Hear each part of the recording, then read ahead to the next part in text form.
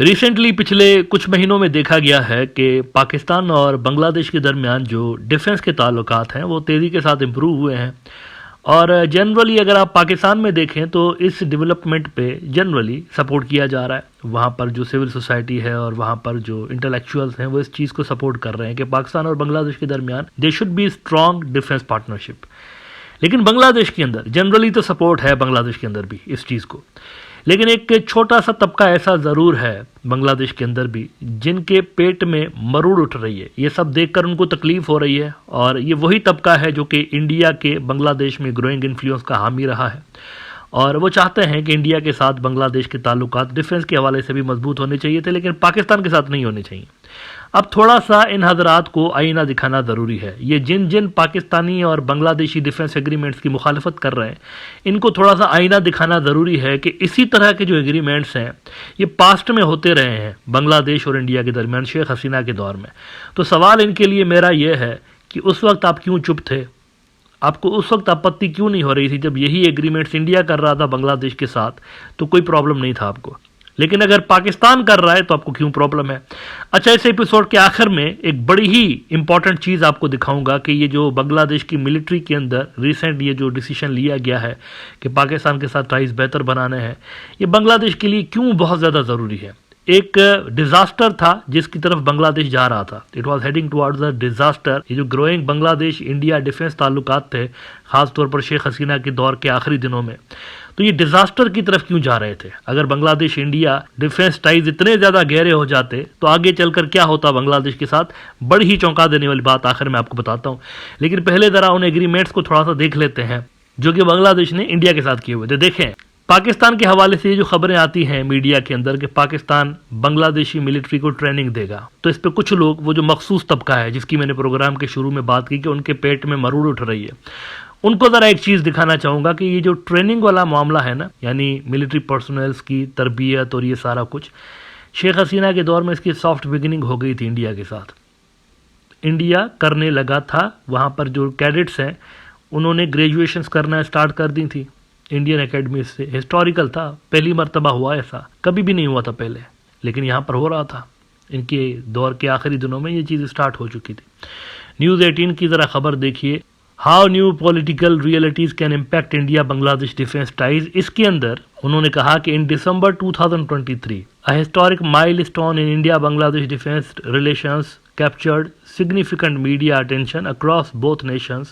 Muhammad Abir Hassan, a 23 years old Bangladeshi military cadet and the grandson of 1971 freedom fighter, graduated as an officer cadet from the Indian Military Academy. तो उस वक्त आप क्यों चुप थे भाई? ये ट्रेनिंग शेनिंग और ये सारा कुछ तो स्टार्ट कर दिया था शेख हसीना ने इंडिया के साथ। किसी के मुंह से कोई लफ्ज़ निकला इस लॉबी में से जिनके पेट में अब मरूड़ उठ रही है कि पाकिस्तान के साथ क्यों ट्रेनिंग और ये सारा कुछ हो रहा है, तो इंडिया के साथ क्यों हो रहा था? इस सवाल का जवाब बहरहाल उनको देना चाहिए कि वहाँ पर कोई प्रॉब्लम नहीं, यहाँ पर प्रॉब्लम क्यों। और दूसरा फिर आगे देखिए, ये जुलाई 2024 की खबर है, शेख हसीना इंडिया गई थी, 10 डिफेंस के मुआहदात करके आई थी।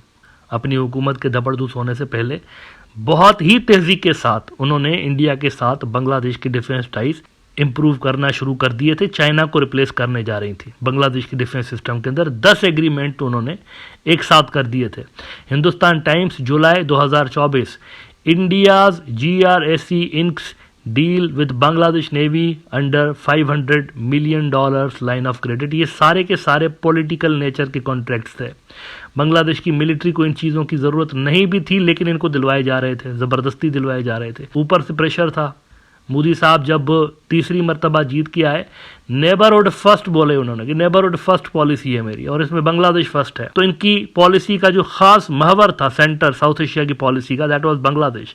तो उनके साथ इन्होंने ये सारे मुआहदात तेज़ी के साथ करना शुरू किए और इसमें उन्होंने कहा कि India has been eyeing Bangladesh as a market for a range of military hardware from specialist vehicles to helicopters and maintenance of Russian origin equipment. उन्होंने कहा रशिया के भी इक्विपमेंट हम आपको मेंटेन करके देंगे, आपको रशिया से स्पेयर पार्ट मंगवाने की ज़रूरत नहीं, वो हम करेंगे। हम मंगवा के आपके जो एयरक्राफ्ट्स हैं या आपके जो भी रशियन औजार हैं उनको हम मेंटेन आपको करके देंगे। यानी आउटसोर्स करने लगे थे। ये जो बांग्लादेश की मिलिट्री की रिपेयर का हिस्सा है उसको आउटसोर्स करने लगे थे इंडिया की तरफ। फिर आप देखिए 2022 the Hindu, Bangladesh shares wish list of military hardware for procurement from India.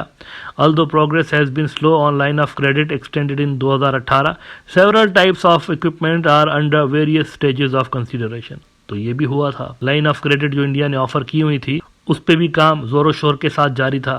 अच्छा, फिर इसके अलावा एक और चीज़ जिस पे काफ़ी ज़्यादा क्वेश्चंस रेज किए गए थे, रिसेंटली मैंने देखा था इस मखसूस लॉबी के अंदर, वो था ये जो पाकिस्तान बांग्लादेश इंटेलिजेंस शेयरिंग एक एग्रीमेंट की बातें हो रही थी मीडिया के अंदर। तो इन्होंने कहा कि ये क्यों हो रहा है। तो इन हजरात को 2015 की एनडीटीवी की मैं ये खबर दिखाना चाहता हूँ।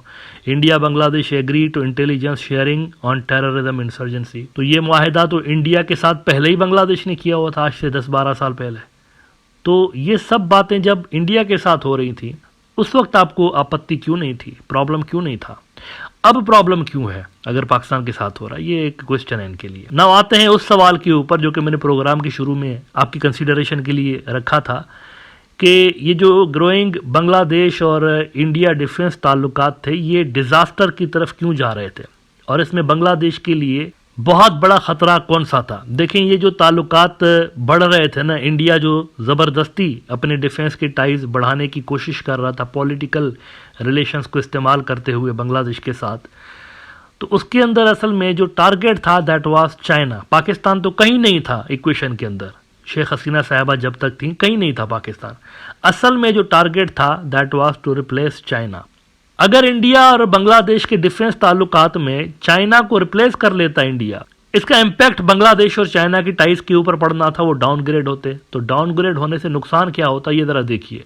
एसोसिएटेड प्रेस की खबर देखिए, India boosts defence ties with Bangladesh as it tries to become a counterweight to China. ये शेख हसीना के दौर की खबर है और इसमें उन्होंने कहा कि Modi welcomed Bangladesh decision to join his Indo Pacific Ocean initiative. His यानी मोदी का Indo Pacific Ocean initiative to expand and facilitate regional cooperation of India's maritime neighbours. He said the deal with Dhaka was part of his country's pursuit of a neighbourhood first approach. अब इसमें देखिए कि अगर इन security के मामलात में India replace कर लेता चाइना को, तो नीचे इसी आर्टिकल के अंदर वो कहते हैं Bangladesh garment industry which brings in more than 80% of foreign currency from exports is heavily dependent on China for raw materials. तो यहाँ पर आप देखिए चाइना की ये सिग्निफिकेंस है बांग्लादेश के लिए, डिफेंस के हवाले से भी, ट्रेड के हवाले से भी। अब अगर इंडिया यहाँ पर चाइना को रिप्लेस करता तो डेफिनेटली उनके टाइज डाउनग्रेड होते, बांग्लादेश और चाइना की टाइज डाउनग्रेड होते। अलबत्ता पाकिस्तान के साथ ताल्लुकात बढ़ाने में ऐसा कोई सीन नहीं है, ऐसा कुछ भी नहीं होना, क्योंकि पाकिस्तान खुद चाइना से ज़्यादातर चीज़ें इंपोर्ट कर रहा होता है, वेपन्स इंपोर्ट कर रहा होता है, और उनकी भी इंपोर्ट की जो पैटर्न है ना सेम है बांग्लादेश की तरह, उनका भी नंबर 1 ट्रेडिंग पार्टनर चाइना है। तो सिमिलरिटीज हैं असल में यहाँ पर। इंडिया के साथ जब आप अपने डिफेंस के टाइज बढ़ाते हैं तो उसमें सिमिलरिटीज नहीं है, उसके अंदर एक कन्फ्लिक्ट है। लेकिन पाकिस्तान के साथ ऐसा कोई मामला नहीं है। पाकिस्तान के खुद के जो टाइज हैं चाइना के साथ वो बहुत ही ज़बरदस्त किस्म के हैं। लिहाजा ये जो कुछ भी हुआ है ना, पाकिस्तान के साथ जो ताल्लुकात बांग्लादेश के बेहतर हुए हैं डिफेंस के हवाले से, ये स्ट्रेटेजिक कंपल्शन थी बेसिकली, जिस पे पहले ही काम कर देना चाहिए था, लेकिन शेख हसीना की पॉलिटिकल मजबूरियों की वजह से इसको साइडलाइन किया गया इतने अरसे तक।